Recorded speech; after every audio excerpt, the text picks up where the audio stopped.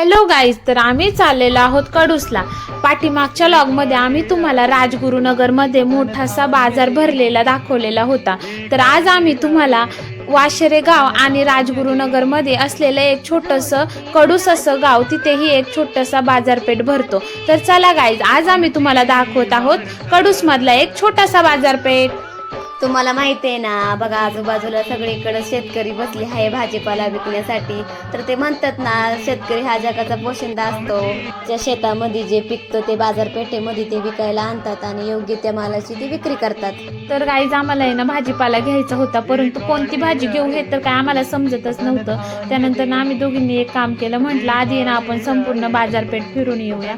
तर बाजारपेठ फिरता फिरता आम्हाला आमच्या वाशिरे गावच्या कॉलेज कुमारिका भेटल्या। त्यांनी आमच्या लॉगची खूप प्रशंसता केली आणि तुम्हाला माहिती आहे का, आम्ही तर खूप खुश होऊन मस्तपैकी बाजार एन्जॉय करत होतो।